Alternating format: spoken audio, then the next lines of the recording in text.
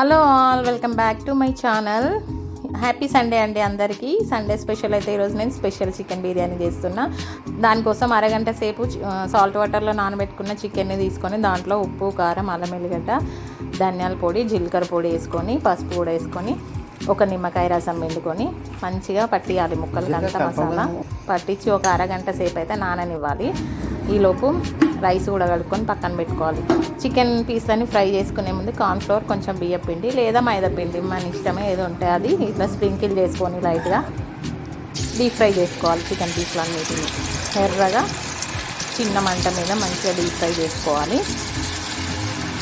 అవి ఫ్రై అవుతుంటే ఇంకా ఆనియన్స్, పచ్చిమిర్చి, టమాటో, ఎల్లిగడ్డలు అన్నీ మంచిగా కట్ చేసుకొని పక్కన పెట్టుకోవాలి. ఇవి చికెన్ పీసులు పోపు వేయడానికి.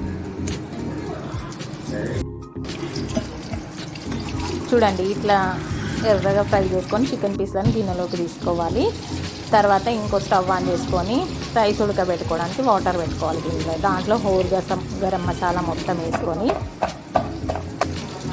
ఆయిల్ కూడా వేసుకొని సరిపడా ఉప్పు వేసుకొని అల్లం ఎల్లిగడ్డ వేసుకొని మంచిగా వాటర్ని బాయిల్ చేసుకోవాలి. ఈలోపు పోపు కోసం కడాయి పెట్టుకొని పచ్చిమిర్చి, ఉల్లిగడ్డ, ఎల్లిపాయ, కరివేపాకు, టమాటోలు అన్నీ వేసుకొని మంచిగా ఫ్రై కానిస్తూ ఉండాలి పక్కన స్టవ్ మీద. అవి ఫ్రై అవుతుంటే మధ్య మధ్యలో కలుపుకుంటూ ఇటు వాటర్ బాయిల్ అవుతుంటాయి. తర్వాత ఉప్పు, కారం, జీరా పౌడరు, కొంచెం గరం మసాలా, కొంచెం ధనియాల పొడి, పసుపు వేసుకొని మళ్ళీ ఒకసారి కలుపుకోవాలి. తర్వాత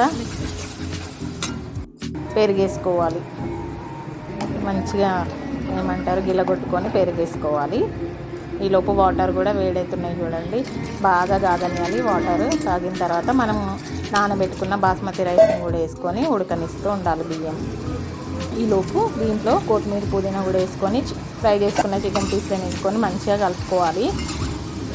చికెన్ కొంచెం డ్రైగా అనిపిస్తుంది కాబట్టి కొన్ని వాటర్ పోసుకోవాలి. ఇట్లా బియ్యంలోనే ఎసరు వాటర్ పోసుకుంటే కొంచెం జ్యూసీగా అవుతుంది చికెన్. ఇట్లా ఇంకా అంతే. ఇది ఆఫ్ చేసుకోవాలి. తర్వాత మందంగా ఉన్న గిన్నె తీసుకొని అడుగు మందంగా ఉన్న గిన్నెలో హాఫ్ బాయిల్ అయిన రైస్ని వేసుకొని ఇట్లా స్ప్రెడ్ చేసుకోవాలి. అడుగు కొంచెం ఆయిల్ అయితే వేసుకోవాలి, ఆయిల్ కానీ నెయ్యి కానీ. తర్వాత చికెన్ని మధ్యలో ఇట్లా లేయర్ లాగా వేసుకోవాలి. తర్వాత పైనుండి మళ్ళీ రైస్ వేసుకొని కట్ చేసుకున్న కొత్తిమీర, పుదీనా వేసుకోవాలి. తర్వాత పైనుండి నెయ్యి వేసుకోవాలి.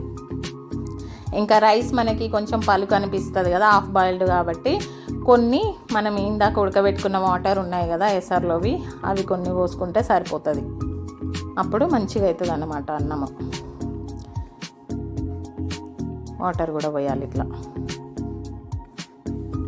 ఇంకా తర్వాత టిష్యూలతోటి కవర్ చేసేసి టిష్యూ వేసుకొని టిష్యూ పేపర్తో కవర్ చేసుకోవాలి. లేదంటే తడిగుడ్డ వేసుకున్నా పర్వాలేదు, లేదంటే మైదా పిండితో లిడ్ క్లోజ్ చేసుకున్నా పర్వాలేదు. మనకి ఎట్లా వీలైతే అట్లా. నేనైతే టిష్యూతో కవర్ చేసి దమ్ పెడుతున్నా. ఒక 15 మినిట్స్ పెడితే అయితే సరిపోతుంది. మన దమ్ బిర్యానీ అంత టైం పట్టదు, ఎందుకంటే ముందే చికెన్ బాయిల్ అయిపోయింది కాబట్టి. ఇంకా అయిపోయింది. చూడండి ఎంత బాగుందంటే పుల్లలు చాలా మంచిగా వచ్చింది విడివిడిగా బిర్యానీ అయితే. రెస్టారెంట్ స్టైల్లో వచ్చింది, చాలా బాగుంది. నచ్చితే మీరు కూడా ట్రై చేయండి, చేసుకోండి. పిల్లలు అయితే చాలా ఇష్టంగా తిన్నారు. ట్రై చేయండి మీరు కూడా. నచ్చితే లైక్ చేయండి. Please subscribe to my channel.